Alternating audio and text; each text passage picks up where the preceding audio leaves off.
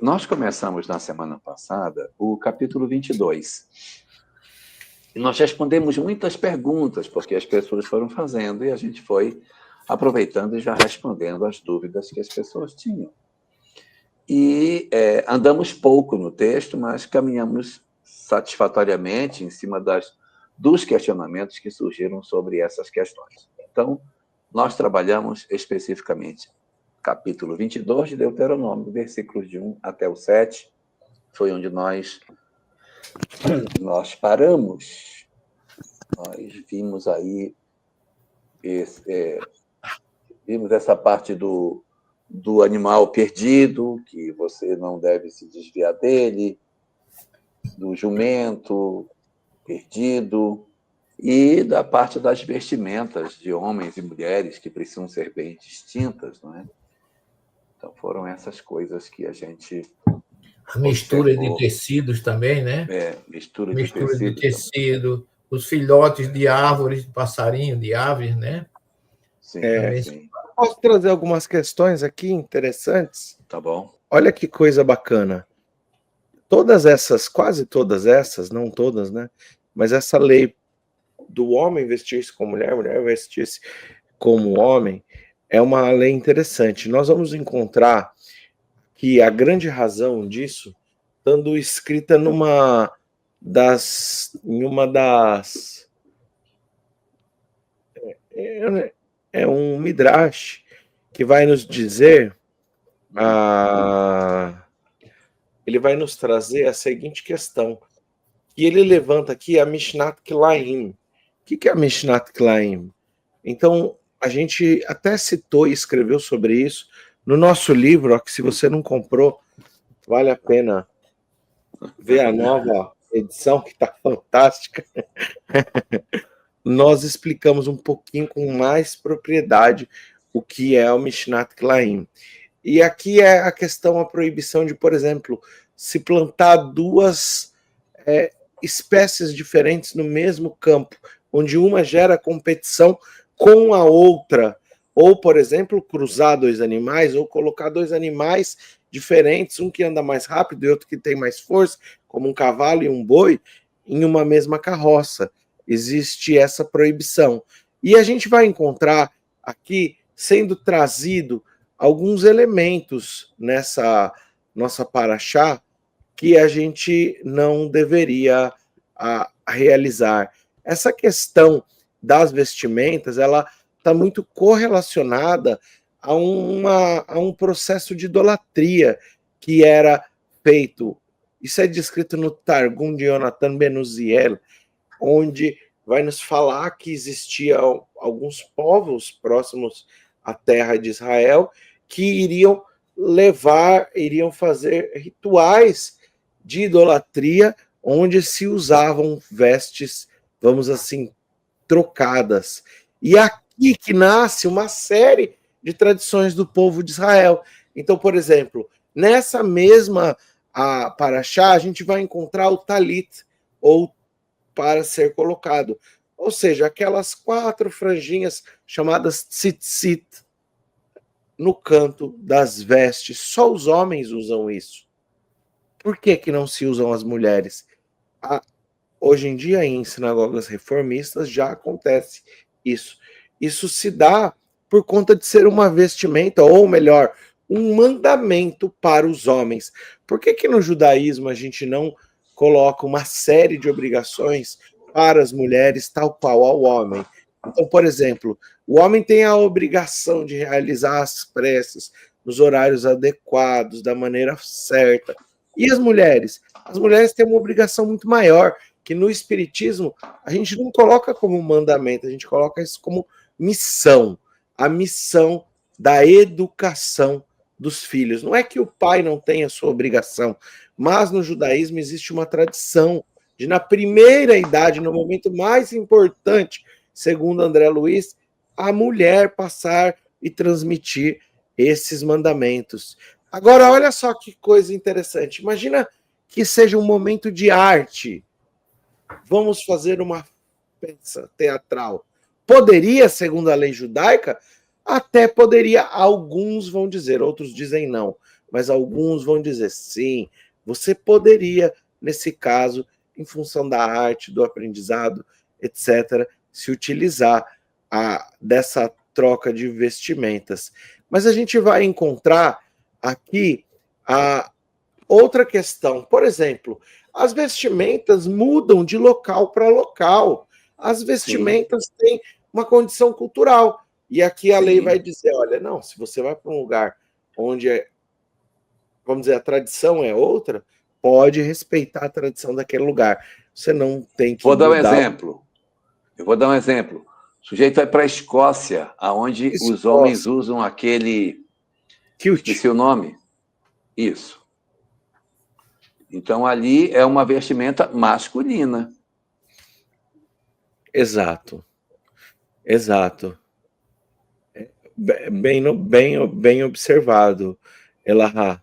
Agora, a gente vai encontrar aqui uma outra tradição, porque você encontra algumas leis que vão corroborar para isso. Primeira lei, um homem não pode encostar uma lâmina na face, ou seja, você não pode fazer a barba. Só que aqui também o homem tem a barba como uma característica masculina no Oriente Médio, no judaísmo, e a gente está falando de uma tradição milenar.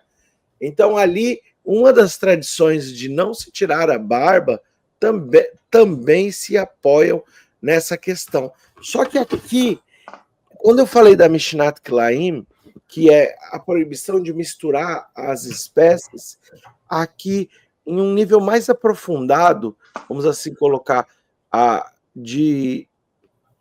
estou colocando isso como a percepção do judaísmo, tá, gente? Só para a gente entender. A gente vai encontrar aqui a possibilidade de se estimular, vamos assim dizer, energias espirituais que estejam guardadas em um arcabouço. Então, aqui não é sobre homofobia, não é nada sobre isso. A gente está falando de um texto de 3.500 anos atrás. A gente só está fazendo a leitura de acordo com o entendimento, e dentro do judaísmo isso é muito bem discutido. Então, eu queria colocar essas questões, Elahá. Então, só para sintetizar, nós temos aí a questão das plantas diferentes no mesmo terreno, pela possibilidade de que elas possam competir, e acaba que os nutrientes, uma canibaliza o nutriente da outra, e você acaba não tendo produção em nenhuma das duas. Não misturar para que não haja nenhum tipo de prejuízo pela combinação das espécies. A questão dos animais, a mesma coisa, porque se você colocar um animal muito mais forte junto com o outro mais fraco, você vai sobrecarregar o mais forte, porque o mais fraco não vai dar conta de carregar nada, vai acabar sobrando para o outro.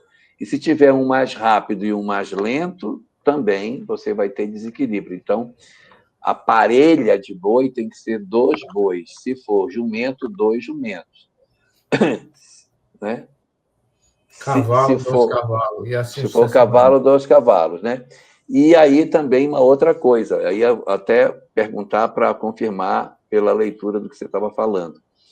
Então, o burro, que é o cruzamento do jumento com uma égua ou de um cavalo com uma jumenta, ele, então, está fora do contexto da lei judaica, porque é a mistura de 2 espécies. Né?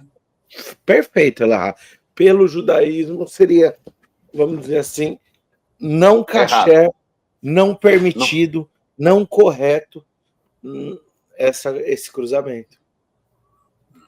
Certo, ok. Você comentou, Elahá, da questão de espantar os passarinhos também, né? Da mamãe pássaro para pegar os ovos. Ah, sim. Sabe o que eu acho interessante nesse mandamento? Eu acho interessante que aqui é o honrar pai e mãe. A gente entende que existe uma lei que precisa ser cumprida, onde ainda a gente tem aquela cadeia alimentar. E é natural que o homem tenha que se alimentar da proteína animal, do ovo, o que quer que seja. Então aqui, quando a gente fala do honrar pai e mãe e terás os teus dias estendidos sobre a terra, é trazido também o afastar a mamãe do ninho para pegar os ovos, para que aquilo não seja tão dolorido para um animal. Também é uma lei de bons tratos aos animais, já que essa consciência é relativamente nova. Há 30 anos atrás, cachorro era cachorro. Hoje em dia a gente tem uma percepção e uma interação diferente já com o animal. Não sei se vocês concordam, mas a gente Sim, tem uma sim, claro, né? Naquela noção, época, né? você ter essa percepção. Agora, tem uma outra questão que eu queria colocar em cima do aspecto lá do burro, né? É que, se você tiver uma propriedade cheia de cavalos, de éguas, de jumentos, ela vai se reproduzir e vai durar para sempre.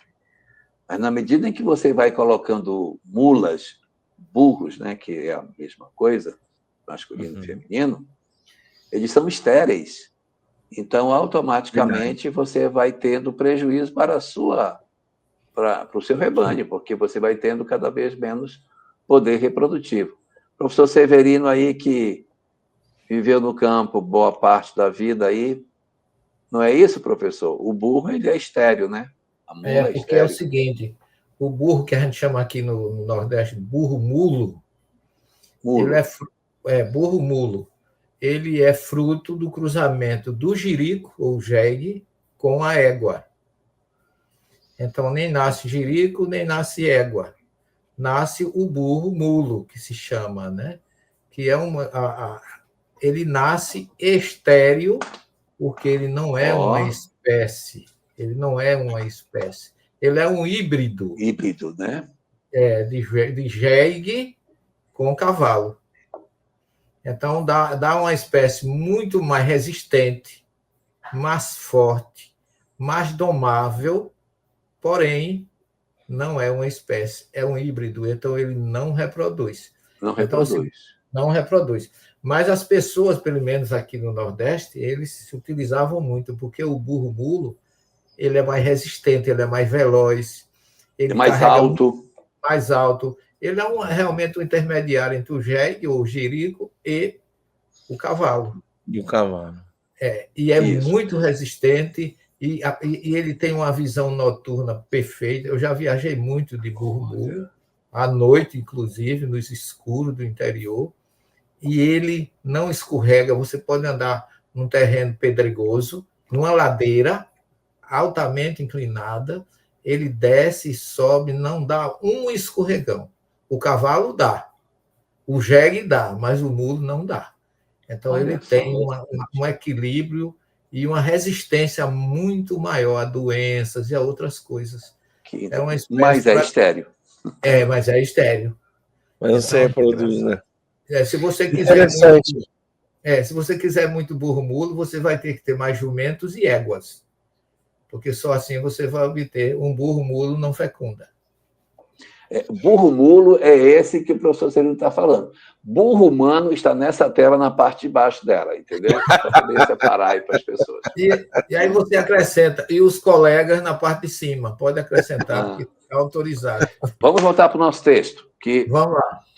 Vamos lá. Bom, passada essas discussões sobre essas observações, nós vamos ter agora uma sequência de versículos só sobre questões sexuais. Questão de abuso, de pessoas que estão... Aí vai aparecer uma palavra que nós não temos muita intimidade com ela, que é a mulher desposada. Uma mulher desposada não é uma mulher casada, é a mulher noiva, que está comprometida para casar. Tá bom? Candidata à esposa, né? Ela é candidata à esposa, ela é noiva. Ela é noiva. Sim. Tá? Já houve um compromisso. É o caso de Maria e José. É o caso de Maria e José. Ela era desposada. Né? Ele desposou a ela. Muito bem. E aí, nesse momento do texto, a gente vai encontrar várias situações diferentes, que inclusive vão trançar lá com o Novo Testamento, né? E aí, a primeira delas está no versículo 13, quando diz o seguinte, é o primeiro caso número 1, lá vai. Um homem tomar uma mulher, ele casou com ela, ele tomou essa mulher para ele, casou com ela, depois eles tiveram um relacionamento, ou seja, ele coabitou com ela, e depois que eles têm o casamento está consumado, houve o ato sexual do casal, ele volta e vai desprezá-la, dizendo, olha, quando um homem tomar uma mulher e depois de coabitar com ela, a desprezar e lhe imputar coisas escandalosas e contra ela divulgar má fama, dizendo, aí é ele falando, tomei esta mulher e me cheguei a ela, porém não a achei virgem. Então é o caso de uma pessoa que casa com outra, ocorre o relacionamento do casal, mas após o relacionamento, ele começa a alardear que a mulher com quem ele casou não é virgem, porque ele teria a condição, se ela não fosse realmente virgem, de se libertar do compromisso com ela. Então, o cara acaba fazendo esse tipo de movimento para se desincumbir do fato de ter que ficar com aquela mulher. E aí vem a primeira hipótese, né? Se for falso, se ele estiver mentindo, se a mulher realmente não era isso que ele diz que ela era, então, olha lá. O que é que vai acontecer se isso se der? Bom, então, o pai da moça e sua mãe tomarão os sinais da virgindade dela e levar-losão aos anciãos da cidade à porta. Então, eles vão pegar... Isso acontecia há muitos anos atrás na Itália. O que o pessoal fazia na Itália? Quando o casal casava, no dia seguinte eles estendiam um lençol da noite de núpcias na janela para mostrar a marca de sangue, que era uma maneira de dizer para que a mulher a comunidade que aquela mulher ela era virgem, né? Coisas que hoje isso não existe, mas isso sentido, se fazia. Né? Não tem sentido. Mas naquela época, né? Então, o que é que o pai da moça faz? Pega os sinais da virgindade dela e leva para mostrá-los ao ancião da cidade. O pai da moça, então, vai dizer aos anciãos, eu dei minha filha por mulher a este homem, porém ele a despreza, e eis que lhe imputou coisas escandalosas, dizendo, não achei virgem essa moça, né? Porém, eis aqui os sinais da virgindade de minha filha e estenderão a roupa, manchada de sangue, com os sinais, né, diante dos sacerdotes da cidade. Então, os sacerdotes da mesma cidade tomarão aquele homem, da mesma cidade, tomarão o homem e o castigarão. Depois de ser castigado, ele não morre, tá? Ele não morre. Ele é castigado e ele tem que pagar 100 ciclos de prata. 100. Eu disse 100. Depois vai ter uma outra multa numa outra condição. 100 ciclos de prata vai dar à moça, porque divulgou má fama sobre uma virgem de Israel. E ela lhe será por mulher, em todos os dias ele não poderá se separar dela. Né? Então, esse é o primeiro caso. A moça, o cara casou com ela e divulgou que ela não era virgem. Se isso for verdade, o pai vai levar a mostra de que ela era virgem e o caluniador, ele será, então, castigado e ainda vai ter que pagar a moça 100 ciclos de prata e ela vai ficar sendo mulher dele. Esse castigo, vivo. Como era esse castigo, Jorge? Qual era o castigo? Aqueles partos, tu sabe, Álvaro? Não me lembro, professor. Não sei. Deve ser... Eu acho que é macoto. Hein? Acho que é macoto. Não sei. Bastão, tipo, não sei. Bastão, né? Pode ser. A bastonada. Ou bastonada ou chicotada, né? Alguma coisa Ou chicote, assim, né? Alguma coisa assim. Porque no tempo de Paulo era varada, né? Que ele levou, não sei qual era, que era 39 varadas, que era o castigo. Açoite, né? Açoite. Uma vez eu peguei no Paulo Estevão... O açoite é mais com chicote. O açoite é mais com chicote. Açoite. As varadas é vara mesmo. São 39. São 40 eles chicoteavam varadas. na mão, né? Porque ele era artesão, chicoteava as mãos, ficava tudo inchado, podia trabalhar. Muito bem, então esse é o primeiro caso. O que temos aí? Tem algum comentário? Temos comentário no painel, Silvio? Porque... Eu tenho um comentário. Quer comentar, professor? Não, pode comentar. Eu estou dando uma procuradinha. Bom, multa... É Makota, é isso mesmo. É Makota, isso aí. É bastonada. Né? Bastonada, né? É varada, no caso. Eu estava procurando. Interessante, né? Porque a gente conhece o mundo sob a perspectiva, vamos assim colocar, dos dias atuais. E nós vivemos um momento que na história se chama revolução sexual. Então, nós vamos encontrar a década de 60 tendo como principalmente o marco, como sendo principalmente o marco da revolução sexual. Mas até então aqui, nós estamos encontrando uma lei que vem trazer proteção, porque isso poderia ser criticado e mal interpretado. Poderia dizer assim, mas o que o povo tem a ver com a sexualidade da moça ou do rapaz, ou o que quer que seja. Esse comentário, essa perspectiva, só se tem sentido após a década de 60. Antes de 1960, isso não faz absoluto nenhum sentido. E essa lei tem muito mais o intuito de proteção, de resguardar e garantir direitos. Por quê? Porque a penalidade sendo tão alta, então vamos dizer, se a pessoa não pode pagar se a pessoa não pode pagar os 100 ciclos de prata, ele vai ter que trabalhar para isso. Trabalhar até pagar, ou seja, praticamente uma escravidão. Ou seja, e além disso, o açoite.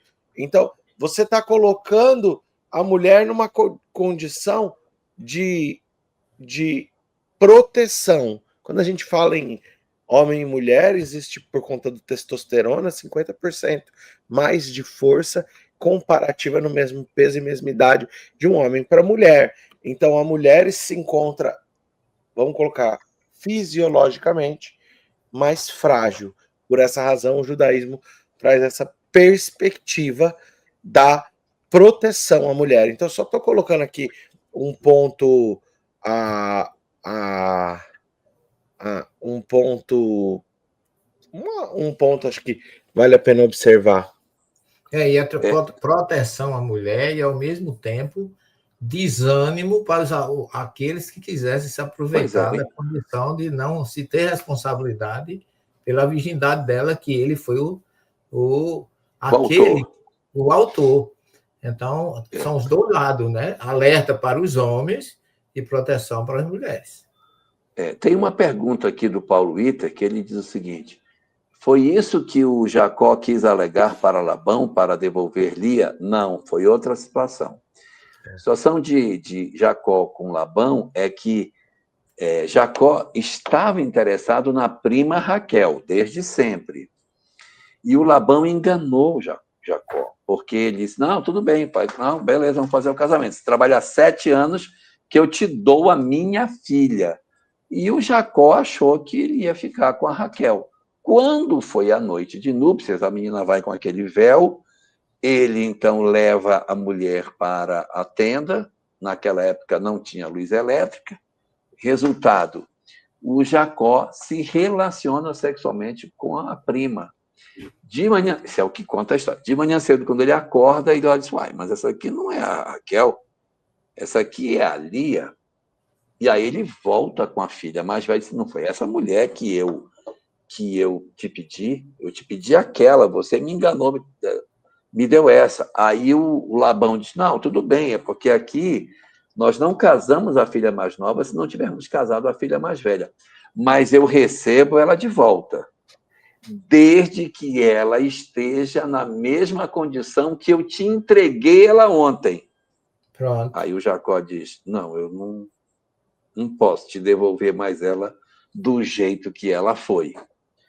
Então, meu amigo, agora você vai ter que ficar com ela. Mas eu queria outra. Trabalha mais 7 que eu te dou a outra. Então, é uma circunstância diferente. E ele tenta devolver Lia dizendo que ele tinha acertado a mais nova, né? Mas aí o Labão dá ele engana quando ele tenta devolver. Não. Se ela estiver no estado que eu lhe dei, tudo bem. Não está mais não. Labão era um tio meio aproveitador da situação, né? Meio esperto. Agora a pergunta, por que 7 anos o pastor Jacó servia? 7 anos para cada um. É dentro daquele conceito que o direito de propriedade, depois de 7 anos de empréstimo, de qualquer coisa, a pessoa não precisa mais pagar, caduca o tempo né, de serviço. Ele já tinha trabalhado 7 anos, estava livre e podia casar. Mas aí, como não casou, agora para que ele tenha Raquel, que é a que ele realmente desejava, ele teve que trabalhar mais 7 anos. E aí Luiz Vaz de Camões conta essa história em verso, ele diz assim, por tão longo amor, tão grande amor, tão curta a vida. Porque 14 anos na vida da pessoa já representa muita coisa, né? Depois virou 21, né? Porque teve mais 7 para sair. Bom. O Cosme está fazendo uma pergunta aqui. Elahá, como os pais poderiam provar a virgindade da filha, no caso de ser mentira a denúncia do marido? Aqui vale Esse é o próximo bloco. Próximo bloco. Beleza, manda brasa. Depois a na gente... frente vai ter isso aí. Agora, Fernanda Aquino Brizard, que viveu em Porto Velho, participou de estudo sistematizado junto comigo, lá em Rondônia, diz assim, nesse versículo, vemos como a biologia desmente a literalidade da lei antiga, pois o ímen complacente é uma variação anatômica natural. Exato. As mulheres dotadas de ímen complacente, elas não sangram, porque o ímen, como ele é complacente, ele é elástico, então ele cede e vai até o final, e ele não rompe, então não há sangramento. Não há comprova, né? Não há prova. Não comprova. É sobre isso é fato. Agora, o que a gente precisa saber é se nessa linhagem de mulheres judias, se o ímen complacente faz parte da biologia dessa etnia. Porque talvez, eu não estou dizendo que tenha, tá, Fernanda? Mas pode ser que essa ocorrência ela seja mais típica de um outro grupo étnico. Eu vou até dar uma olhada, ver se tem. Mas isso também é uma questão menor, né? Isso é uma questão menor. O objetivo aqui era que se pudesse comprovar que as mulheres não tinham tido nenhum tipo de relacionamento. Aí que eu ia fazer o comentário, Elahá, que eu acho que vale a pena a gente entender uma diferença. Você está no século XXI. A gente está em uma sociedade onde a palavra não vale nada. Se eu dou a minha palavra, por exemplo, ao professor, e ele confia e eu descumpro, eu firo a moral humana, mas não necessariamente a lei. Apesar de que o acordo o acordo verbal também é um contrato, mas, vamos dizer, diante do direito você precisa de testemunhas, você precisa de uma série de questões, você precisa de provas. No judaísmo não é assim. Por quê? Porque é o seguinte, as pessoas que podem testemunhar, elas precisam de ter o reconhecimento através da conduta moral. Então, vamos lá. Conduta moral é a pessoa que é temente a Deus. que tem o esforço da vida para o cumprimento da Torá. Então vamos lá.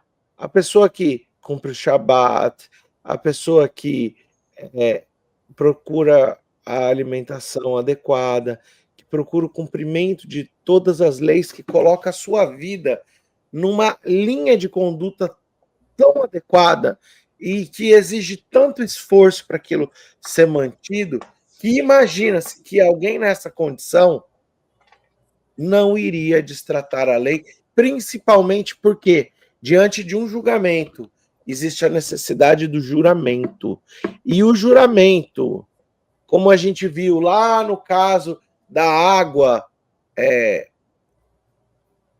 não lembro como chama isso em português, da água azeda, ela... a gente não estudou água. Água de quando tem o que o Talmud fala, eu não lembro como chama. A água que toma, que estouraria os órgãos internos se a pessoa mentiu. A gente estudou isso? Sim. Eu não lembro o nome disso. Isso tem no proto-evangelho de Tiago. Isso. Eu não lembro. Acho que a gente estudou isso em algum outro momento. Ou vamos estudar mais para frente.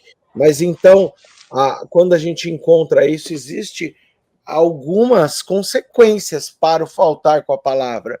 Hoje a gente fala assim, você chegar e falar assim, não, eu não disse, mentir ou desmentir, falar ou desfalar, pode significar pouco.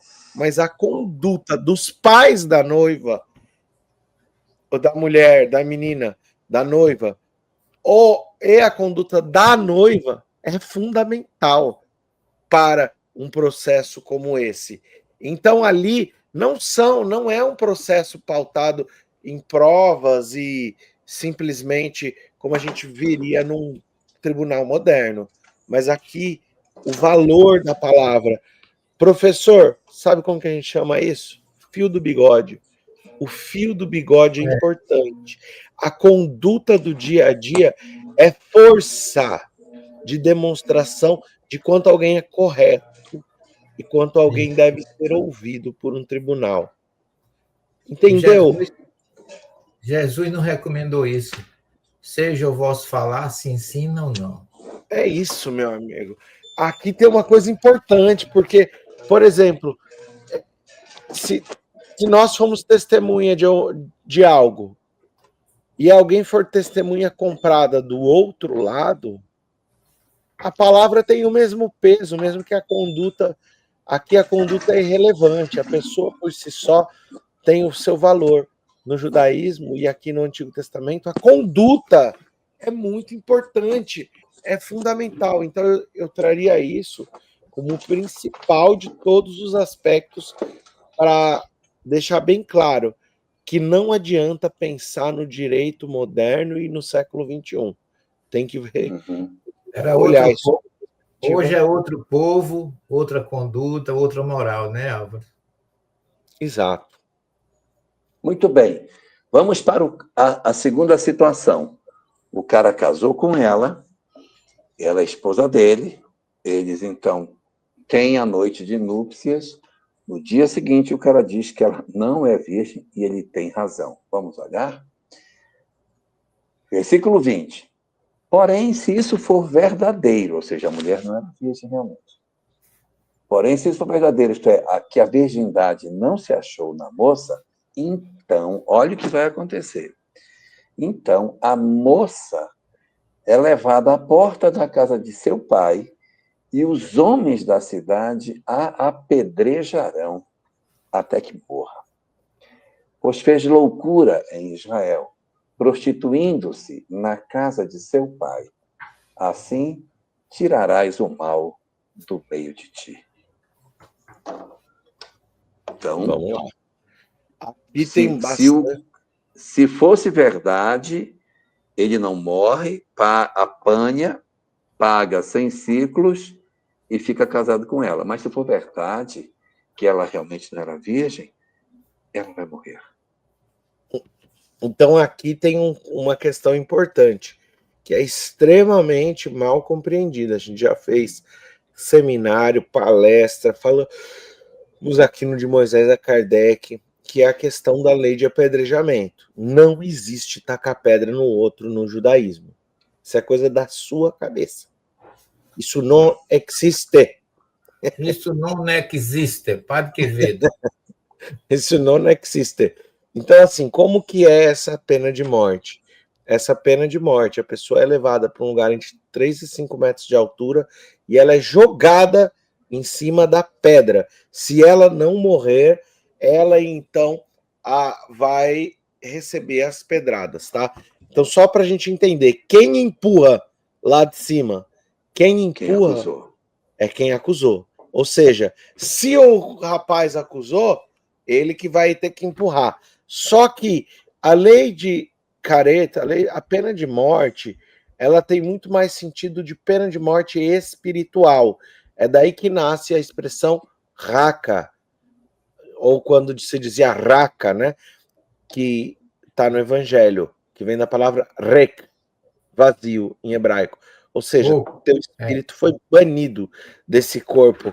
Ali só existe uma vida animal, não existe centelha divina. Seria um nível máximo, vamos assim dizer, de ofensa que nós poderíamos encontrar.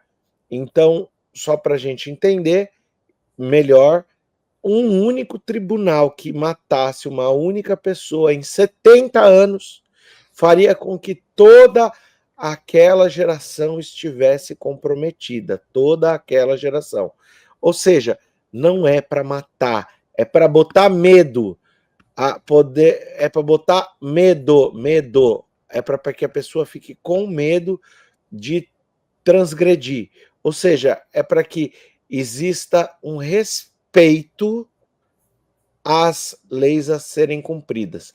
Se alguém foi condenado, aquele débito, ou melhor, aquela punição, demoraria talvez 10 anos para ser tomada. E durante esses 10 anos, basta que a pessoa que foi acusada diga que se arrependeu, que ela não morre. Basta que essa pessoa tenha qualquer pessoa ao seu favor dizendo que ela comete bons atos, que ela também não morre. Ou seja, não é feito para matar. Não é feito para matar. Vale muito a pena a gente prestar atenção nisso, porque a gente sai por aí, professor Celestino, falando falando bobeira. Também acho. E aí, deixa eu fazer uma colocação aí, Álvaro. Como é que fica o caso do apedrejamento de Estevão? Ele foi empurrado? Então, é interessante que Emmanuel, quando ele descreve no livro Paulo e Estevão, ali, como foi realizado, é impressionante, porque Chico não tinha acesso a uma serra de Sanhedrin, ao tratado do Sinédrio, onde trata-se da pena de morte. Mas ele pega, eu tenho aqui o capítulo anotado em algum lugar, ele pega o capítulo de uma serra de Sanhedrin, 5, pode ser? Capítulo 5. E ele vai colocando exatamente, de acordo com a literalidade do capítulo, o que Paulo descreveu. E Emmanuel e o Ato dos Apóstolos não trata isso como sendo uma cerimônia, um ato judaico, mas ele fala assim, atos macabros, tenebrosos, que isso não tem nada a ver com o judaísmo. Onde Paulo, com a sua inteligência tão esplendorosa, conseguiu manipular 70 sábios para cumprir o que ele imaginava. Eu errei, capítulo 8. Capítulo 8.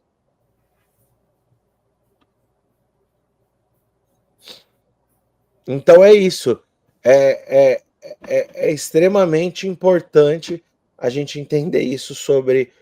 mas eu vi num vídeo, tudo bem. Fizeram o vídeo não é a reprodução, o vídeo é a visão de quem produz. Não é isso? Exato. Mas vale muito a pena a gente reconfigurar isso na nossa mente. Eu digo isso, gente, porque eu quando estava lendo, eu como um judeu, quando estou lendo um um judeu não, vamos dizer assim, um judeu que estudou a lei judaica, eu entendo um pouco de lei judaica, e vou dizer assim, quando eu estava lendo o Evangelho de Lucas, eu falei, isso aqui tá errado para a mulher adúltera. E ali você consegue descredibilizar tanto Lucas quanto Jesus, por não entenderem da lei se não for muito bem, muito assim, muito bem lido segundo o judaísmo. Então, eu vou dizer para vocês que a ignorância que nós temos em relação ao judaísmo, muitas vezes pode ter afastado as escrituras bíblicas da possível compreensão por parte de judeus. Vamos lá, vocês podem continuar. Tem umas perguntas, pegar da Magali que tá bem importante aqui, ó. Como os sábios judeus explicam a pena de morte frente aos 10 mandamentos? Não matarás. É o que eu falei. A lei não é feita para matar. A lei é feita para falar, olha, o limite de cruzar essa linha é grandioso demais. Então, assim, a consequência é muito grande. Não faça. Então, é no sentido de que você não cometa, vamos dizer, a transgressão, não no sentido de que venha a ocorrer execução. É o que eu disse. Um único ritual, um único tribunal, perdão, não ritual, que matar uma pessoa, uma única pessoa, em 70 anos. 70 anos. Ou seja, vamos colocar isso em século. 10 seriam 700. Vamos colocar 700 pessoas, 2.400 anos, 70 pessoas, aliás, né? 70 pessoas, 140. Se tivessem sido mortas em 3.500 anos, se tivessem sido mortas 140, 280, 380, 420 pessoas, todo mundo teria que reencarnar junto, no mesmo tempo por descumprimento da lei. Todas as pessoas. Nenhum único sábio teria alcançado a elevação. Toda, absolutamente, é o que diz a lei, gente, olha só. Toda aquela geração. Não importa se você foi o maior de todos os sábios. Você tem culpa no cartório se você deixou que alguém fosse condenado. É muito interessante isso. Mesmo porque, Álvaro, lá no Êxodo 20, não está escrito não matarás, é não assassinarás, né? No texto não original. Assassinarás. Ela tem que ser, tá certo. E aqui a Maria Eugênia, ela pergunta, então a história da mulher adúltera que foi levada a Jesus para testarem Jesus, então aqui está a resposta. A mulher não foi levada para ser apedrejada. A mulher foi levada para testar Jesus. Porque se Jesus falasse apedreja, iam falar, você não sabe nada de lei. Se Jesus falar não apedreja, ia falar, você também não sabe nada de lei. Então, não tinha resposta que Jesus pudesse dar que ele não ia se comprometer no processo. E aquela questão de Jesus estar escrevendo na areia, aquilo é porque nós estamos diante de um Yom Tov, de um dia que não se pode escrever. Jesus está escrevendo. A única exceção da lei é que você pode escrever na areia. Então, Jesus ali, quando está sendo testado, ele está falando, olha, as minúcias da lei, para um fariseu lendo o texto, as minúcias da lei, eu a conheço. Vocês poderiam, se quisesse, dizer que eu estou descumprindo ela aqui.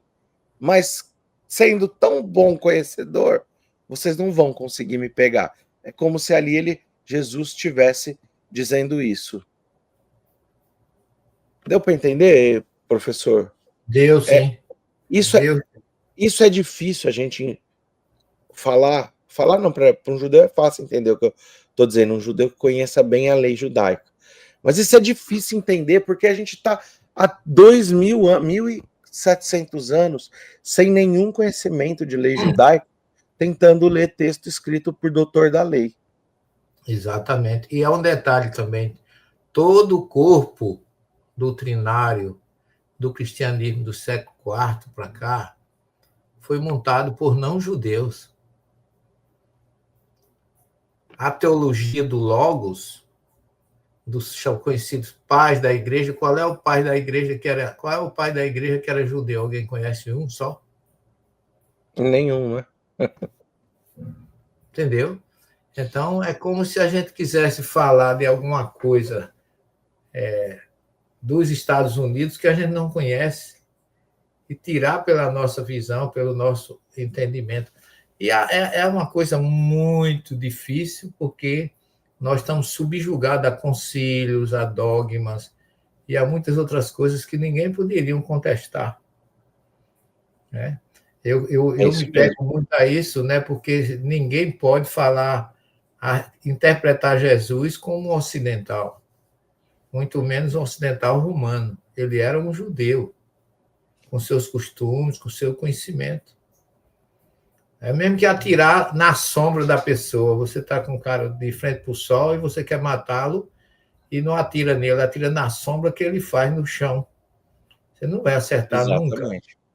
Agora que eu vou fazer um comentário aqui, professor, ó. A Fernanda aqui não está dizendo. Meninos, podemos entender então que a virgindade tinha um valor econômico, social, não moral e espiritual, já que a legislação era de ordem civil e cultural, não mandamento moral de Deus? Eu vou dizer o seguinte: a imoralidade sexual, o sexo desregrado, não pertence, quer dizer, pertence a uma ordem moral. Sexo desregrado nos leva às inferioridades. Paixão desenfreada, que se torna vício, é um grande abismo espiritual. Então, assim, eu entendo, Fernanda, que é difícil olhar para uma legislação de 500 anos atrás, ou de 1.000 anos atrás, ou aqui de 3.500, pela perspectiva do momento. Nós estamos vinculados, após a década de 60, à revolução sexual. Então, eu discordo desse comentário, mas concordo com ele. Eu discordo e concordo. Por que eu discordo e concordo? Porque, sim, tem parte da lei de Moisés, como diz Kardec no Evangelho segundo o Espiritismo, que tem uma correlação com a organização civil.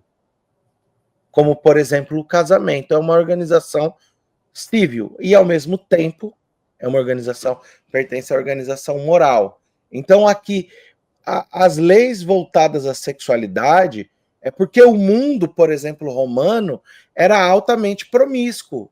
Então, vamos voltar ao tempo ali de Jesus. Quando a gente vê Pôncio Pilatos sendo descrito, ali no livro há 2.000 anos, com todas as dificuldades em relação à moralidade no âmbito da sexualidade.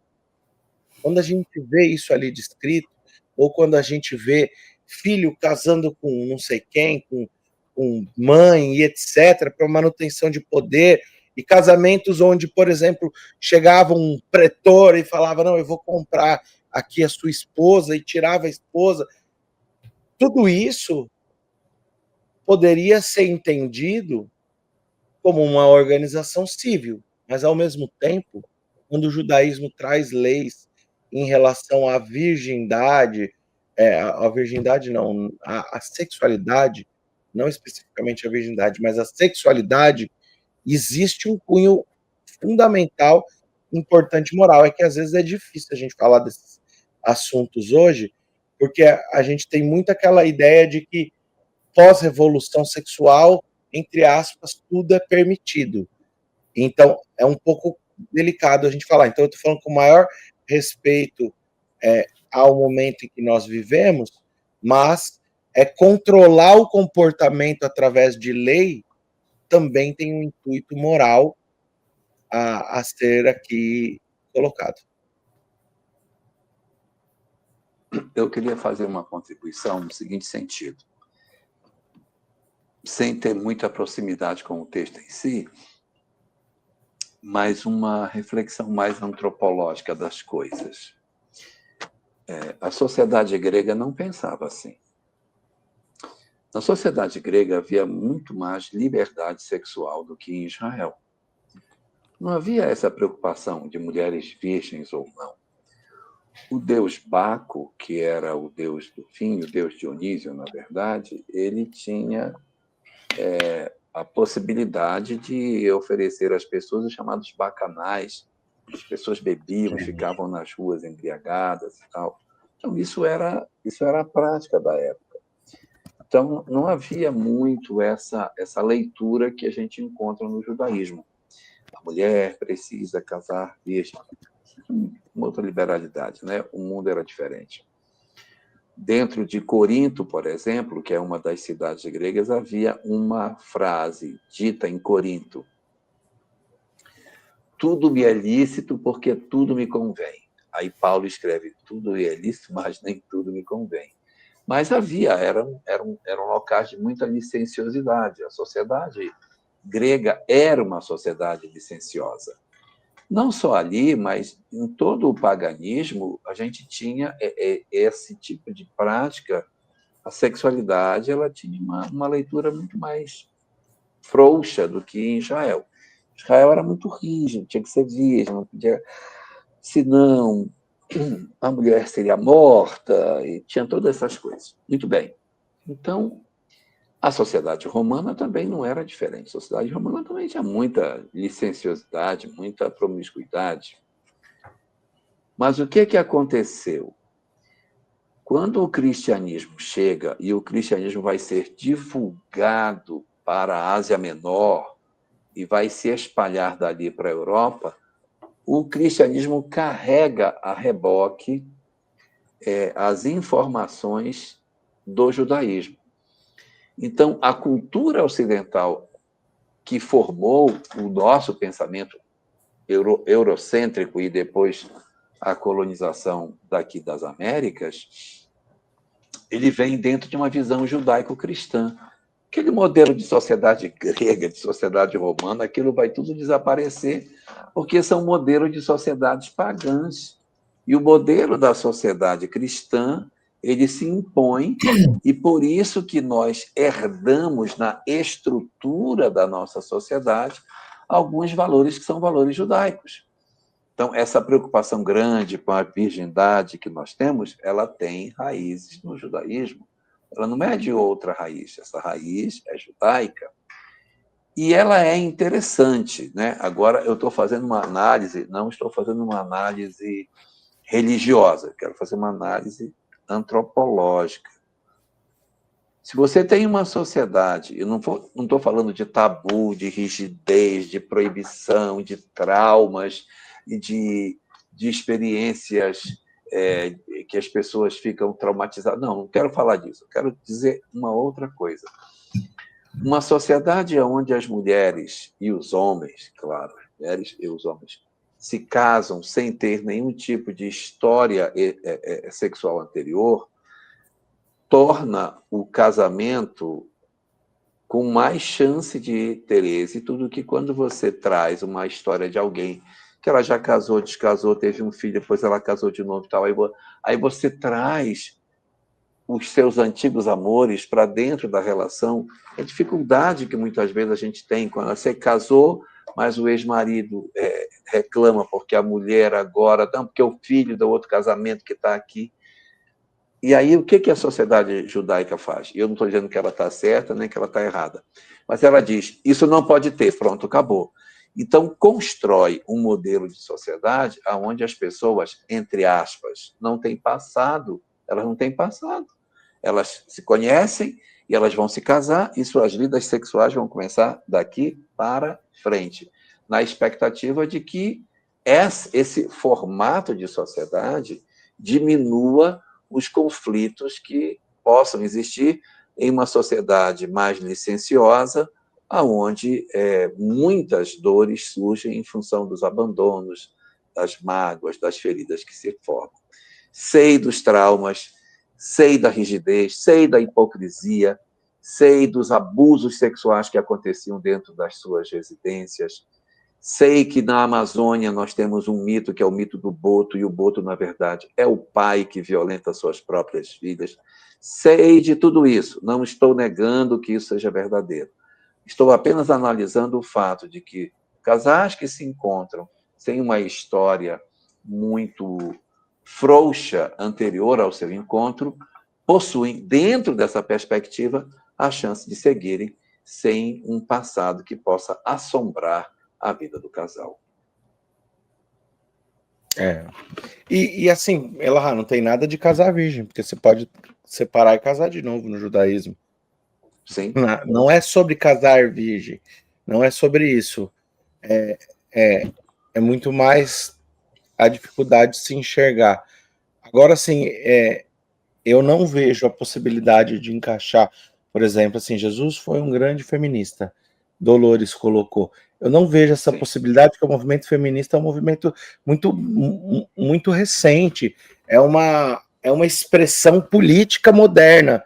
Então eu não colocaria Jesus dentro de nenhuma conduta política moderna, de nenhum movimento político moderno. Muito pelo contrário. O que a gente está vendo aqui é uma lei que desde o começo a gente falou, era para a proteção das mulheres.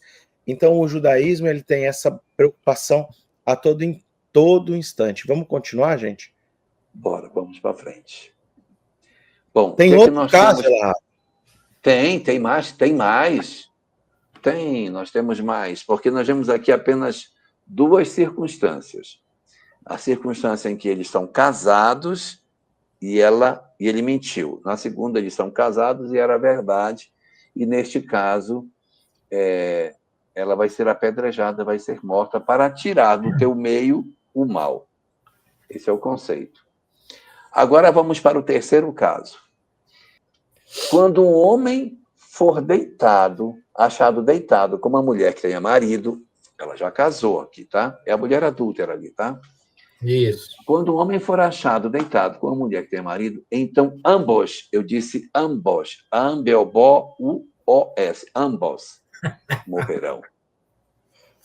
Ambos morrerão. Então, mais uma vez, voltando à mulher adulta, havia uma hipocrisia muito grande, porque só trouxeram a mulher, cadê o homem? Exato. Se fosse legítima a denúncia, se fosse realmente porque havia uma infração, a denúncia teria que ser feita com o casal. Quando ele traz só ela, é porque denota que era uma armação. Então, mais uma armadilha, né? Mais uma armadilha. E você vê era que uma armadilha. A proibição rígida era só contra a sexualidade feminina. Não é verdade. Porque aqui, ambos morrerão. É de igual. Existe aqui a preocupação da igualdade. Mas os homens fizeram diferente. Aí é uma culpa dos homens e não da moralidade que está investida nesse conceito. E daí porque... o homem foi lá e se deitou com a mulher do outro, com a mulher adúltera. Quem que vai morrer? A mulher? Não, o homem vai morrer igual. Lembrando, gente, a pena de morte não é para matar. Ela é para que as pessoas aprendam a respeitar. Então, ela está vinculada a Mishnah. Colocará a cerca em volta do poço. Por quê? Porque senão vai cair. Então, se cria uma rigidez em torno da lei... para não usá-la. Para não usá-la. Exatamente. Então, aqui, 22. Quando um homem for achado deitado com uma mulher que tenha marido, então ambos, aqui está escrito ambos, H-A-T-U-B-U-Z, ambos, tá? Ambos morrerão. O homem que se deitou com a mulher e a mulher, e assim tirarás o mal de Israel. Então, veja que, havendo adultério, se a mulher é casada, você não pode se aproximar dela, senão você morre. Você morre. E ela morre também. Os dois têm que ficar espertos. Beleza. Continua. Só para ver como não tem sentido. A rigidez era só contra o feminino. Olha que a gente vai encontrar de novo. A lei protegendo a mulher e, por sua vez, dando a pena de morte exclusivamente para o homem. Só para a gente... Porque a gente tem alguns preconceitos que são trazidos. A gente tem uma sociedade... A gente traz uma sociedade... Quando a gente fala em Brasil, principalmente, ou no mundo latino, a gente fala de sociedades extremamente vinculadas à religiosidade. E quando a gente está falando de sociedades que são derivadas do catolicismo, ou seja, Brasil, coração do mundo, pátria do evangelho, quantidade de igreja que a gente vê no Brasil, você não vê em outros países, a não ser, quem sabe, na Itália, na Espanha e Portugal. Você não vê essa quantidade de igrejas em outros países. Mesmo se você falar onde teve a reforma, não é tão forte a religiosidade, muito pelo contrário. Então, a gente encontra aqui uma herança do nosso país em relação a isso, e aqui a má interpretação de Adão e Eva traz uma série de conceitos e, vamos assim dizer, de questões em relação à sexualidade, ao ponto de que foi criado um dogma sobre a virgindade de Maria que, por vezes, se torna até indiscutível. As pessoas querem imaginar e justificar isso de N formas. Então, aqui a gente cria e traz uma série de preconceitos. Então, eu estou trazendo a atenção em referência aos próprios comentários trazidos por nós, não no intuito de bronca nem nada, mas é só para a gente perceber que quando a gente estuda evangelho e espiritismo, a gente precisa estar disposto a romper os nossos paradigmas pessoais para sair do ponto A ou do ponto B, da verdade A, da verdade B, para tentar se aproximar de algo maior do que isso. Minha referência só. O que diz aí ela, a próxima questão? Vamos lá. Olha só. Bom, agora nós vamos ter duas circunstâncias. A mulher foi abusada na cidade e a outra mulher foi abusada no campo. Uhum. No primeiro caso, a moça vai ser abusada na cidade. Vamos lá. 23. Quando houver moça virgem no seguinte sentido, ela não tem marido, nem foi desposada, ela não é sequer noiva. É uma mulher bastante jovem que ainda não está pretendida por ninguém. E essa moça, considerada virgem, tá? Ela é desposada apenas, ou seja, ela ficou noiva. E um homem a achar na cidade se deitar com ela. Repara que ela não está casada, ela está desposada, tá? O homem achou ela na cidade. Por que fala na cidade? Porque tem gente em volta. O homem achou ela na cidade. Vamos lembrar que as casas não têm parede. Vamos lembrar que você não tem projeto acústico, você não tem EPS, você não tem uma série de questões. E é tudo amontoado, né? Amontoado. Vamos lá. E o homem achar na cidade e se deitar com ela. Então o cara deitou com ela. A mulher era virgem, não estava casada. Aí ela é desposada. Aí o sujeito vem e encaixa uma possibilidade de encontrar com ela para ter um relacionamento, e ali ele se deita com ela. Então, trareis ambos, novamente, ambos, H-A-T-U-B-O-Z, ambos. Atrarei ambos à porta da cidade e o apedrejareis até que morram. Então, novamente, a moça é a mesma pena. Tanto faz ela estar casada ou ela estar apenas desposada, se ela se relacionar com um homem na cidade, que não seja seu marido, os dois vão ser apedrejados. Na verdade, o que a lei está trazendo é a questão do dolo, né? É se você tem intenção ou não tem intenção. Então, o que a lei está tentando trazer é falar assim, puxa, temos que proteger uma instituição chamada família. Temos que proteger essa instituição em relação aos próprios paixões desenfreadas da humanidade. Quando a gente lê Emmanuel, a gente vai entender, André Luiz, que a última das energias que a gente consegue controlar, que a gente aprende a controlar, é a energia sexual. E aqui existe uma preocupação de fundo efetivamente moral. A gente sabe que essas questões já não cabem mais no nosso dia a dia, na nossa sociedade do século XXI. Hoje a gente tem uma perspectiva diferente, mas o que eu estou tentando chamar a atenção é a concepção da época. Então vamos lá. Por que mata uma moça? A moça, porque não gritou na cidade. Ela estava na cidade, ela não gritou. E o homem? O homem, porque humilhou a mulher do seu próximo, e assim tirarás o mal do meio de ti. Então você tem uma mulher que foi abusada dentro da cidade, como ela não gritou, ela então vai ser vítima de pena de morte. Então, veja só, a cidade é pequena, está todo mundo um por cima do outro. Se o cara abusa de alguém e ela não grita, ela se torna culpada. É conivente. Tem que torcer para ele não abordá-la com uma paulada na cabeça, né? Se ele vem por trás, dá uma paulada e ela desmaia, aí ela está morta, porque ela não teve tempo de gritar. Exato. Mas vamos lá.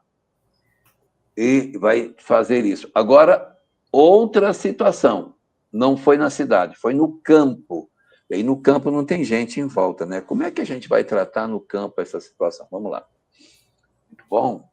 E se algum homem no campo, agora não é na cidade, no campo, achar uma moça desposada, não casou ainda, e o homem a forçar e se deitar com ela, nessa circunstância do campo, morrerá só um homem.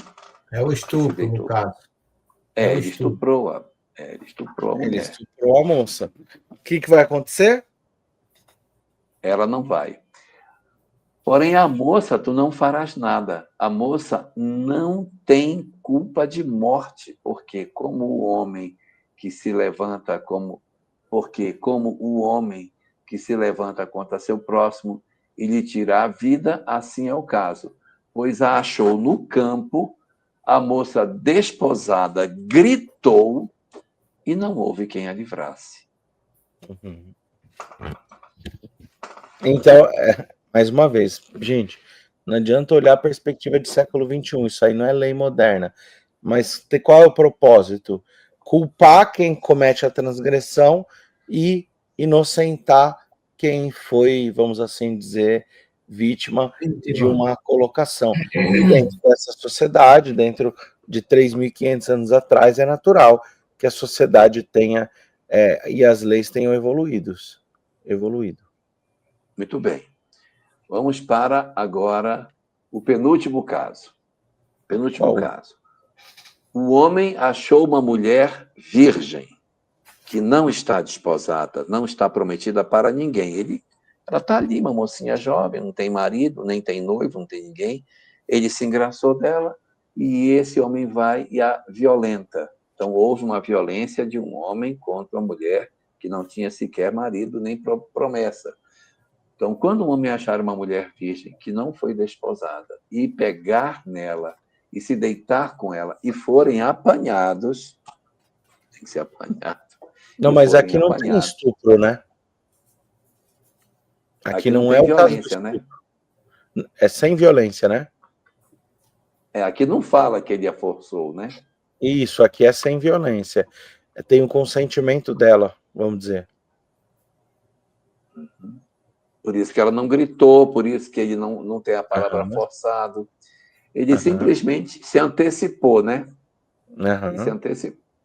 Quando um homem achar uma moça virgem que não foi desposada e pegar nela e se deitar com ela e forem apanhados, então o homem que se deitou com ela dará ao pai da moça 50 ciclos de prata. Lembram que ainda há pouco era 100 se houvesse mentira.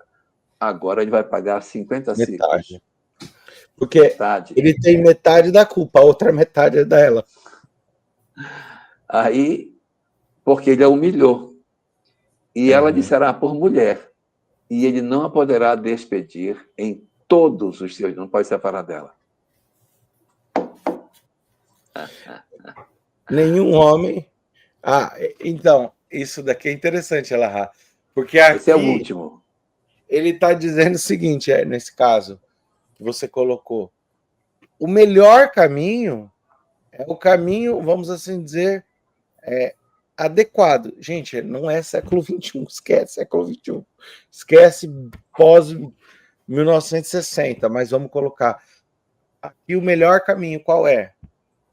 Que tudo seja efetivamente organizado, adequado e sob o consentimento das famílias.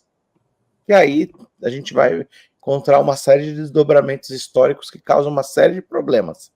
Mas aqui vamos se lembrar que o judaísmo preza pela moral do ser, pelo caráter.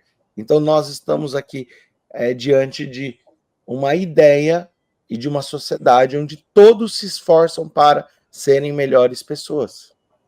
E Jesus, ele classifica, numa parábola em Mateus capítulo 25, ele classifica as virgens em prudentes e imprudentes. Todas duas são virgens, mas uma não se prepararam para receber o seu noivo. Aí é o imprudente, mostrando a importância da mulher se preparar adequadamente, estar pronta para receber aquilo que ele chama do seu noivo. E ter, além de tudo, luz. Aí vem a parte espiritual da questão trazida por Jesus. Porque a lâmpada é luz. E elas não souberam conservar a luz que tinham as imprudentes, porque não tinham o azeite, que é o símbolo da iluminação, que é a azeitona, que é aquela luz que iluminava na época o próprio templo. Né? Então, quero aproveitar só fazer um comentário. Uhum. São 10 virgens e um noivo. Aí fica esquisito, porque se é monogamia, que diabo fazem 10 noivas com um noivo? Elas são as damas de companhia da noiva. Então, vai haver o casamento e a noiva chama as amigas para fazerem a festa, né? A comemoração. É a festa. Só que dessas 10 que estavam lá, que eram as virgens que estariam para a celebração do casamento, metade delas esqueceram de trazer as velas e outras haviam lembrado. Então, são aqueles que, durante o casamento, que vão ser parte integrante da festa do casamento, não se preparam, né, para as bodas que vão acontecer entre a humanidade e o Cordeiro. Então, vamos lá. Nenhum homem tomará a mulher de seu pai e nem descobrirá. Aí já é o 23, né? Aí já é o capítulo 23. Não, é o último versículo do 22. Aqui na minha Torá é o primeiro do 23. Olha que interessante. Aqui, ó. Capítulo 23. E, de certa maneira, faz até sentido, porque muda um pouco a tônica da conversa. É outra questão, é outro raciocínio, é outra situação. Em torno de valores familiares também, né? Aí já é a questão da sexualidade dentro da família. Exato, aí já é uma outra conversa. A primeira foi, no 22, na sociedade. No meio da pessoa vive. Independente de quem seja. Agora a questão vem para a família. Para a família. Vamos deixar, então, esse versículo para a gente explorar junto com os outros. A Sandra está falando assim, como Jesus via essas leis morais? Se vocês quiserem comentar, eu acho que é importante comentar, mas vamos partir do princípio que o espírito crístico está à mesma distância evolutiva do que nós do reino animal. Então, assim, toda a perspectiva que nós quisermos nos utilizar, porque o espírito crístico enxerga isso dessa forma, é pura especulação. O que nós devemos entender é que Jesus enxergava com pleníssimo amor e que Jesus é o espírito responsável pela primeira revelação e por trazer, inspirar através de seus emissários ou diretamente os profetas. Então, como Jesus enxerga tudo isso? Como uma tentativa do homem alcançar os objetivos morais, mas com profundo respeito à escala evolutiva necessária. Porque hoje o que a gente compreende de espiritismo é muito raso. O que nós compreendemos de espiritismo é completamente diferente do que o espírito crístico enxerga e compreende de espiritismo. O problema é que esses assuntos às vezes são um pouco delicados e a gente acaba querendo levar para perspectivas pessoais, mas a grande proposta é o estudo a partir do entendimento da evolução da moral e da sociedade. Isso é uma tentativa de regulamentar. Então, vou dizer uma coisa, todo o Código Civil do Ocidente, ou seja, o primeiro Código Civil que trata do matrimônio é o Código Civil inglês, salvo engano. E o primeiro Código Civil inglês foi totalmente pautado na lei judaica. A família real britânica comprou o primeiro Talmud impresso na história, e esse conjunto de livros do Talmud foi leiloado há uns 20 anos atrás por 50 milhões de libras na época. Isso foi comprado por alguma família judaica, não sei dizer quem foi, para que fosse guardado. Então, só para a gente entender, a pessoa chegar e pagar, por exemplo, ao pai da noiva um dote, poderia ser mal interpretado por nós. Mas existe uma perspectiva, uma proposta de fundamental importância ao seu tempo.